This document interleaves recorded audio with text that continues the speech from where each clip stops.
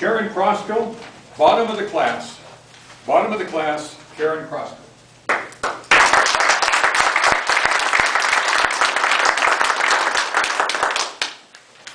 There we were, 35,000 feet, getting pummeled with rain, hail, thunderstorms everywhere. And all of a sudden, crack! The sound was deafening. And the flash momentarily blinded us in the cockpit. We were hit. And in a mere second, I thought, I could actually die. Thought goes through your mind. And I slowly started to smile. Because in that second, I realized I didn't want to die, but if I died that day, I would die happy. I was living my dream.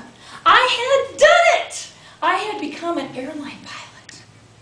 In spite of all the odds, I had made it because I wanted that dream bad enough. Mr. Toastmaster, fellow Toastmasters, honored guests, judges, growing up, I was average with a capital A. I was so average, I was almost invisible. Average brains, average looks, average talents, average athletic skills. But I had a dream. I wanted to be an airline pilot. Just one little problem. Women weren't airline pilots yet. This was in 1970. So I shelved that dream because everybody told me, Karen, it's impossible. But nobody told a young woman named Emily Warner. And 2 years later, she became the first woman airline pilot. 1978. I was 24. And I looked at that dream, dusted it off a little bit, proudly proclaimed to the world, today's the day I'm going to become an airline pilot. And I started down that path. That's when I started to hear the voices. You're probably familiar with those kind of voices.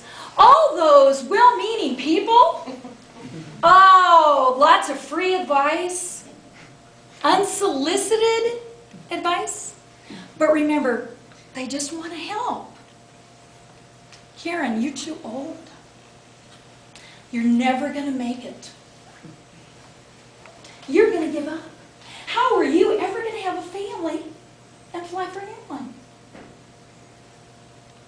But I had a little technique I learned over the years. I can't hear you! Very scientific and very effective. There was one little voice over the years that I could never completely silence. It was up here. Karen, you're not as smart as all those other people in your class.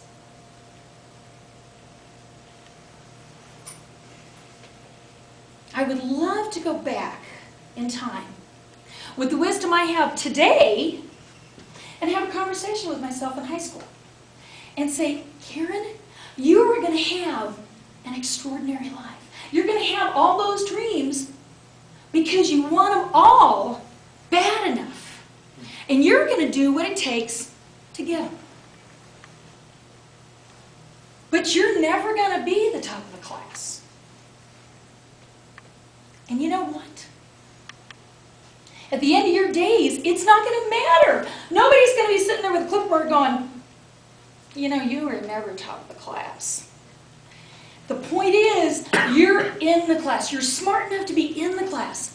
And that's what it's all about. At the end of your life, you're going to be going, how happy was I? Did I live my dreams? The important thing is that you're in that class, living your dreams.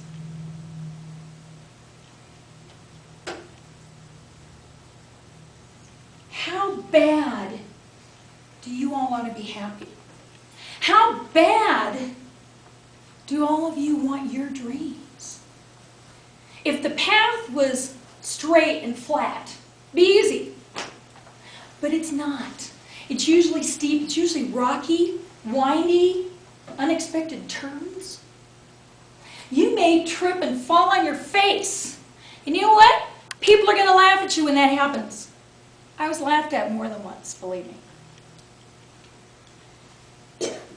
Storms may even come in and wash out the path. And you lose your way and your direction and your focus. But just keep going. You'll find that path again. Or maybe you'll even find a better path. Just keep going. Someday, you might even be hit by lightning. And if you do, tell me, are you going to be the one that smiles?